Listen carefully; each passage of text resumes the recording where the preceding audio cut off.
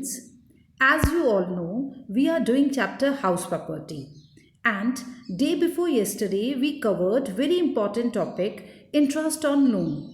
We have done theory as well as one practical of this topic. Students, today I will discuss with you what is the maximum limit of interest on loan in case of let out property and also in case of self-occupied property. After that, in this lecture, we will discuss number 1, first case, that is a property which is self-occupied. How to calculate gross annual value of self-occupied property. And then we will discuss the calculation of property whose one part is self-occupied and other part is let out. So let us start.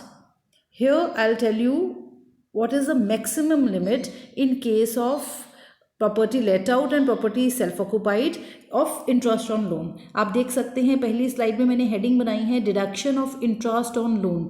जो मैंने आपको interest on loan कराया था कि अगर आप property को बनाने के लिए परचेज कंस्ट्रक्ट, मैंने आपको पर्पसेस बताए थे, 5 पर्पसेस थे. उसके लिए आप लोन लेते हैं बैंक से, तो बैंक को डेफिनेटली आप ब्याज पे कर रहे हैं, इंटरेस्ट पे कर रहे हैं और हमें इंटरेस्ट की डिडक्शन मिल जाती है. शायद आपको वो परफॉर्मा भी याद होगा जो मैं आपको कई बार करवा चुकी हूँ. हम कैसे करते हैं, हम प्रॉपर्टी की पहले निकालते हैं ग्रॉस एनुअल वैल्यू, फिर उसमें से माइनस करती हैं 2 चीज़ें. नंबर 1 माइनस करते हैं म्युनिसिपल टैक्सेस और नंबर 2 माइनस करते हैं अनरियलाइज रेंट. जब हम ये दोनों चीज़ें ग्रॉस एनुअल वैल्यू में से माइनस कर जाते हैं तो आंसर आ जाता है नेट एनुअल वैल्यू. फिर नेट एनुअल वैल्यू में से माइनस किया जाता है स्टैंडर्ड डिडक्शन और इंटरेस्ट ऑन लोन, और जो आंसर आता है वो होता है इनकम या फिर लॉस फ्रॉम हाउस प्रॉपर्टी. तो मैंने आपको इंटरेस्ट ऑन लोन जो हम नेट एनुअल वैल्यू में से माइनस करते हैं उसका आपको फॉर्मूला करवाया था और उसका प्रैक्टिकल भी करवाया था, उसको कैसे कैलकुलेट करते हैं, और अभी हम उसके प्रैक्टिकल्स और भी करेंगे ताकि आपको और अच्छे से समझ आ जाए. पर मैं आपको आज मैक्सिमम लिमिट बता रही हूँ कि इंटरेस्ट ऑन लोन की मैक्सिमम लिमिट क्या होती है. अब आप इसको देखिए, यहाँ पर लिखा हुआ है, ये वाला पोर्शन पढ़िए. इंटरेस्ट ऑन लोन, अगर आपने एक मकान के लिए लोन लिया है बैंक से और वो मकान में आप खुद नहीं रह रहे हैं, वो प्रॉपर्टी लेट आउट है, किराए पर दे दी है. तो लेट आउट प्रॉपर्टी है अगर आपकी, ठीक है, मैं इस पोर्शन की बात कर रही हूँ, तभी मैंने इसको हाईलाइट कर दिया आपको समझ आए. तो अगर आपने प्रॉपर्टी किराए पर दे दी है, आप प्रॉपर्टी में खुद नहीं रह रहे हैं और उस प्रॉपर्टी के लिए आपने बैंक से लिया था loan, in that case there is no maximum limit कि इंटरेस्ट ऑन लोन कितना माइनस करना है नेट एनुअल वैल्यू में से. बेटा अगर आपको याद हो, नहीं याद है तो मैं दोबारा यहाँ लिख देती हूँ. हम नेट एनुअल वैल्यू में से क्या क्या माइनस करते हैं. नंबर 1 स्टैंडर्ड डिडक्शन और number 2 interest on loan. Minus करने के बाद या बचता है इनकम और या बचते हैं लॉस फ्रॉम हाउस प्रॉपर्टी. ये 2 चीज़ें बस माइनस होती हैं. तो इंटरेस्ट ऑन लोन कितना माइनस होगा उसकी कोई लिमिट नहीं है. लेट आउट अगर प्रॉपर्टी है, प्रॉपर्टी किराए पर दी गई है, इसको पढ़ लीजिए. यहाँ पर मैंने लिखा कितनी लिमिट है, नीचे लिख दिया नो मैक्सिमम लिमिट. कोई मैक्सिमम लिमिट नहीं है in case of property let out, ठीक है. पर अगर आपने प्रॉपर्टी लेट आउट नहीं करी, आप उस प्रॉपर्टी में खुद रह रहे हैं, सेल्फ ऑक्यूपाइड है, सेल्फ कहते हैं खुद को, ऑक्यूपाई तो आप जानते ही, अगर आप उस प्रॉपर्टी को आपने खुद ही ऑक्यूपाई किया, उस प्रॉपर्टी में आप खुद रह रहे हैं, इन दैट केस मैक्सिमम लिमिट है कि नेट एनुअल वैल्यू में से इंटरेस्ट ऑन लोन कितना माइनस होगा. तब आप चेक करेंगे कि वो लोन आपने किस डेट को लिया है. डेट बड़ी इंपॉर्टेंट है. अगर वो लोन आपने 1 अप्रैल 1999 से पहले लिया है, देखिए यहाँ पे लिखा हुआ है if the loan was taken before 1 अप्रैल 1999, 1 अप्रैल 1999 से पहले लोन लिया है तो मैक्सिमम लिमिट है 30,000. लर्न कर दो, मैं अभी आपको प्रैक्टिकल कराऊंगी और उनमें मैं जान के ऐसा एग्जांपल डालूंगी कि लोन इससे पहले लिया हो, ताकि आपको याद है कि नहीं है. अगर आपने इंटरेस्ट ऑन लोन माइनस करना है, प्रॉपर्टी लेट आउट है, मैं इधर वाली बात कर रही हूँ, तो कोई मैक्सिमम लिमिट नहीं है. प्रॉपर्टी लेट आउट नहीं है तो दूसरा केस क्या हो सकता है, प्रॉपर्टी सेल्फ ऑक्यूपाइड है, क्योंकि केसेस 2 ही हो सकते हैं, या प्रॉपर्टी होगी लेट आउट या प्रॉपर्टी होगी सेल्फ ऑक्यूपाइड. तो property let out, in that case no maximum limit. Property self occupied, तो हम चेक करेंगे कि लोन कब लिया गया, 1999 से पहले लिया गया या 1999 को या उसके बाद लिया गया. अगर आपने लोन 1 अप्रैल 1999 से पहले लिया है अपने मकान के लिए, तो जितना भी इंटरेस्ट ऑन लोन आप बैंक को दे रहे हैं मैक्सिमम माइनस हो सकता है 30,000 रुपये नेट एनुअल वैल्यू में से. समझ लो, लर्न कर लो. If the loan is taken before 1st of April 1999, then the maximum deduction of interest on loan is 30,000. उससे ज़्यादा नहीं है, ये मैक्सिमम लिमिट है. ठीक है. अगर आप लोन 1 अप्रैल 1999 से पहले नहीं लेते, आपने 1 अप्रैल 1999 को या उसके बाद लिया, यहाँ ये लाइन पढ़ो, if the loan is taken on और आफ्टर 1st of April 1999, किस लिए लिया है? दो पर्पज़, मकान को परचेज या कंस्ट्रक्ट करने के लिए. अगर आपने लोन लिया, मैं पॉइंट नंबर बी पढ़ा रही हूँ बेटा अब आपको. अगर आपने लोन लिया है 1 अप्रैल 1999 को या उसके बाद, मतलब 1999 से पहले नहीं लिया लोन, 1999 में या उसके बाद लोन लिया, तो आप चेक करेंगे कि लोन मकान के किस पर्पस के लिए लिया गया, क्योंकि मैंने पर्पसेस आपको कराए थे 5. अगर आपने मकान को परचेज और कंस्ट्रक्ट करने के लिए लोन लिया तो मैक्सिमम लिमिट है 2 लाख. और कोई भी पर्पज़ है, क्योंकि परचेज और कंस्ट्रक्ट के अलावा भी पर्पज़ होते हैं, रिपेयर होता है, रिकंस्ट्रक्ट होता है. अगर आपने परचेज और कंस्ट्रक्ट करने के लिए लोन लिया, मैक्सिमम लिमिट 2 लाख. अगर परचेज और कंस्ट्रक्ट करने के लिए लोन नहीं लिया, आपका किसी और पर्पज़ के लिए लोन है, रिकंस्ट्रक्शन के लिए हो सकता है, रिपेयर के लिए हो सकता है, ओरिजिनल लोन रीपे करने के लिए हो सकता है, तब मैक्सिमम लिमिट 30,000 ही रहेगी. इसको लर्न कर लो बेटा. तो हमने इस स्लाइड में रूल्स क्या बनाए हैं? हमने रूल्स बनाए हैं कि हमने ये चेक करना है, ये जो इंटरेस्ट ऑन लोन है, ये इंटरेस्ट ऑन लोन किस लिए लिया गया है? सेल्फ ऑक्यूपाइड प्रॉपर्टी के लिए या लेट आउट प्रॉपर्टी के लिए? अगर लेट आउट है property, in that case no maximum limit, कोई मैक्सिमम लिमिट नहीं है. प्रॉपर्टी सेल्फ ऑक्यूपाइड है, तब आप क्या चेक करेंगे? तब आप चेक करेंगे date of taking loan, loan कब लिया गया. 1 अप्रैल 1999 से अगर लिया है पहले, तो मैक्सिमम 30,000 रुपये ही इंटरेस्ट ऑन लोन की रिडक्शन मिल सकती है. और अगर 1 अप्रैल 1999 को और उसके बाद लिया है, तो आप क्या चेक करेंगे? तब आप चेक करेंगे पर्पज़ ऑफ टेकिंग लोन, क्यों लिया वो लोन.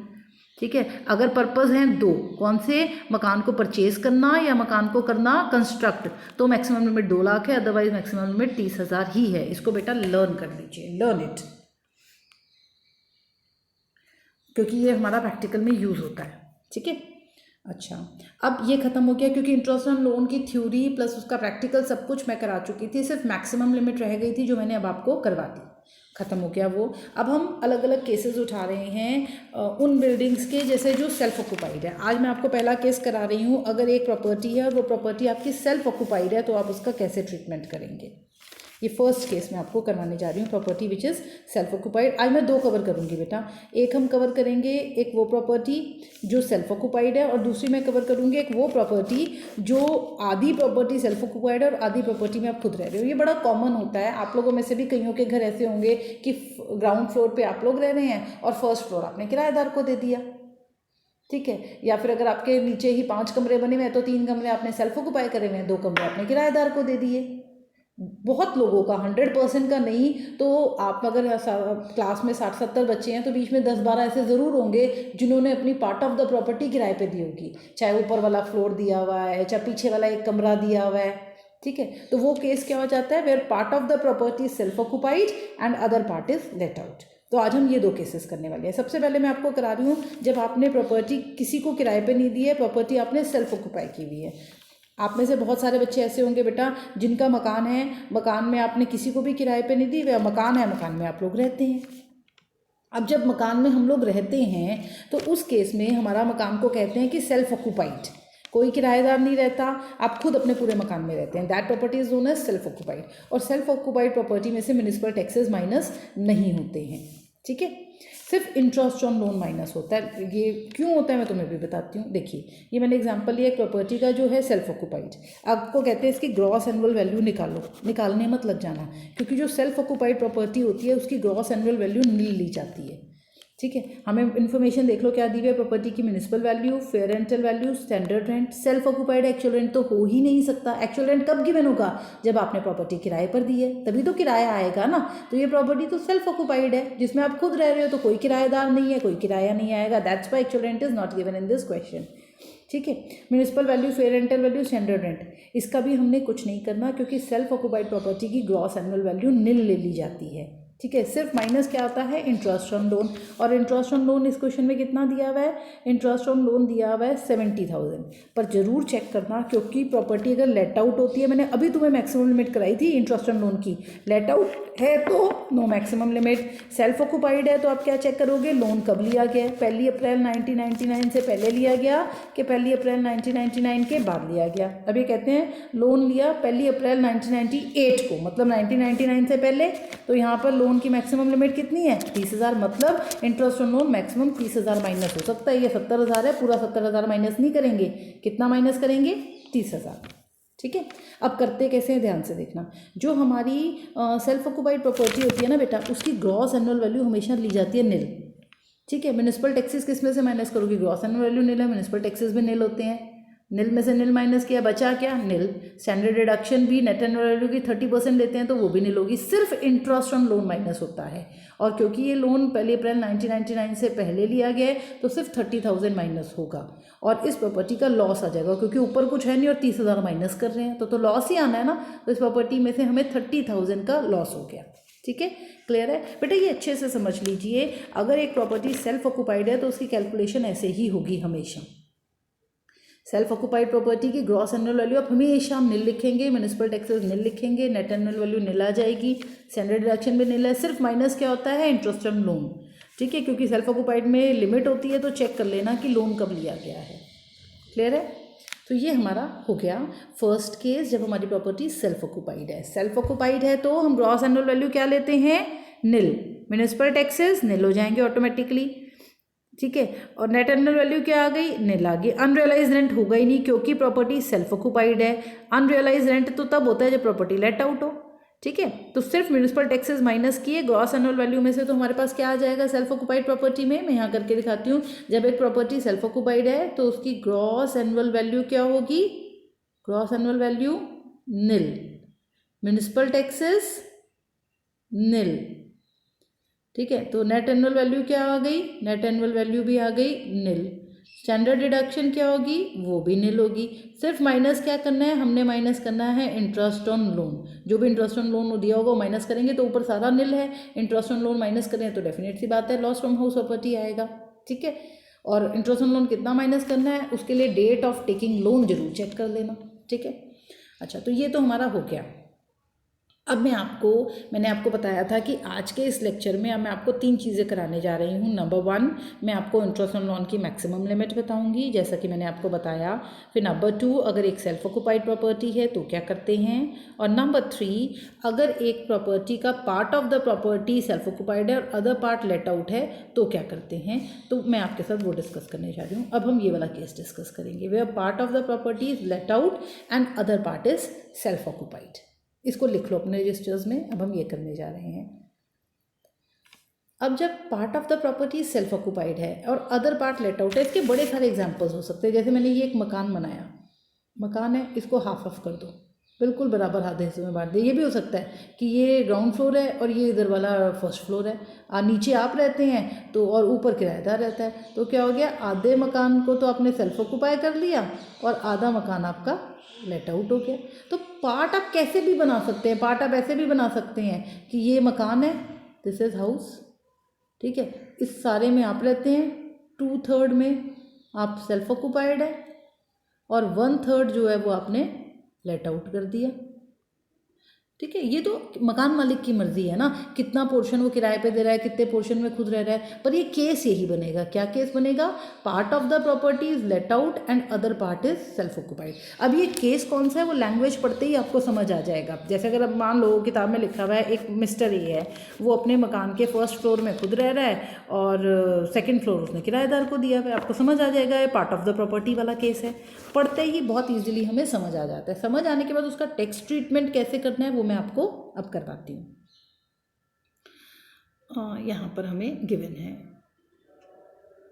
ये मैंने एक एग्जाम्पल बनाया है उसको समझाने के लिए। देखो, ये हमने लिया केस, म्युनिसिपल वैल्यू दी हुई एक मकान की 10,000, fair rental value 20,000, standard rent 15,000, actual rent 1500 per month. यहाँ एक्चुअल रेंट क्यों गिवन है, क्योंकि part of the property let out है। देखो नीचे इन्फॉर्मेशन गिवन है, वो पढ़ेंगे भी हम। Interest on loan 4500, municipal taxes 1500, ये एडिशनल इन्फॉर्मेशन पढ़िए।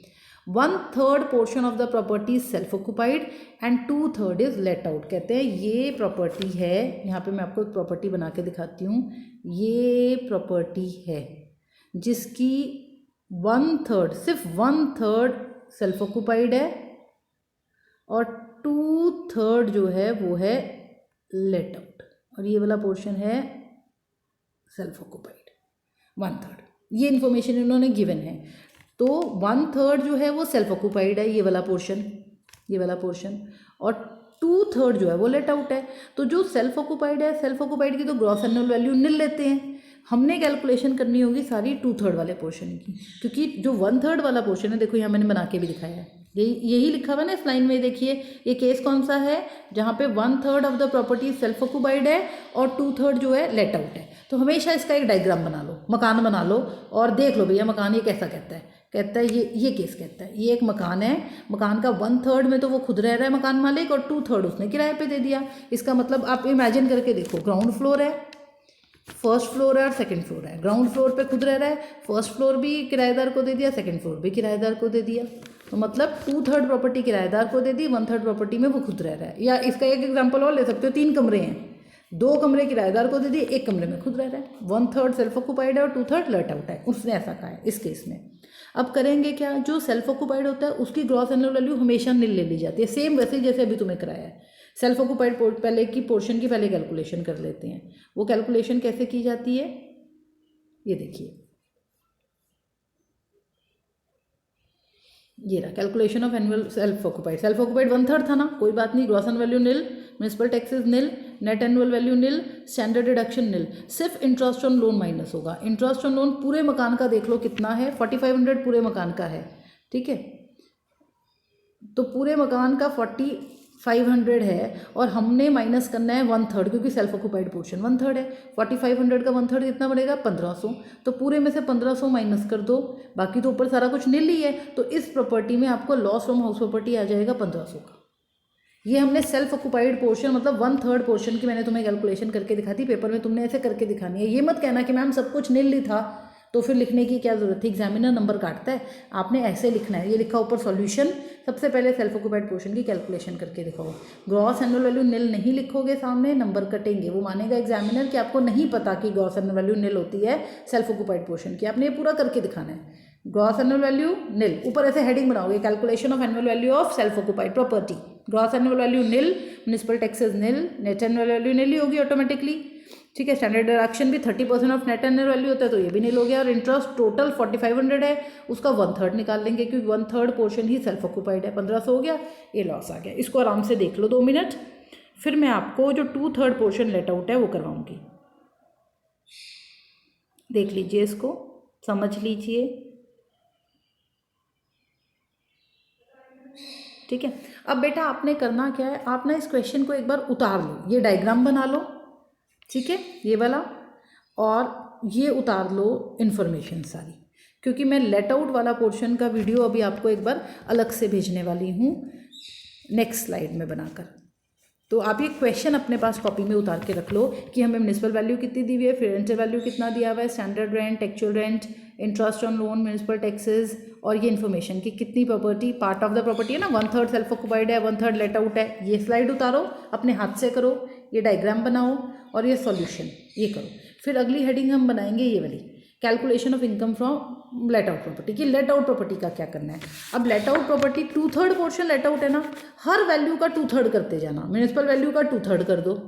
क्यों 2/3 करना है म्युनिसिपल वैल्यू का, क्योंकि 2/3 पोर्शन लेट आउट है। ये तो पूरे मकान की वैल्यू है ना 10,000, हम तो लेट आउट वाले की वैल्यू निकाल लेंगे, 6667 निकलेगी लेट आउट वाले पोर्शन की वैल्यू, ठीक है। ऐसे फेयर रेंटल वैल्यू का 2/3 कर लो, स्टैंडर्ड रेंट का 2/3 कर लो, एक्चुअल रेंट का मत करना, क्योंकि ये हम लेट आउट पोर्शन की कैलकुलेशन कर रहे हैं बेटा, और एक्चुअल रेंट तो आई लेट आउट पोर्शन का रहा है, ये तो आपके 2/3 पोर्शन का ही रेंट है ना, इसको मत 2/3 कर देना। क्लियर है बात। तो हमने 2/3 किस किस का करना है, municipal value, fair rental value और स्टैंडर्ड रेंट का। ये इतना करके रखो, फिर नेक्स्ट स्लाइड में मैं आपको ये समझाती हूँ कि इसकी कैलकुलेशन लेट आउट वाले पोर्शन की कॉन्टिन्यूड है, ये प्रैक्टिकल भी खत्म नहीं हुआ। इस स्लाइड के बाद नेक्स्ट हमने क्या लिखना है वो मैं आपको भी करवाती हूँ नेक्स्ट ऑडियो में, ठीक है।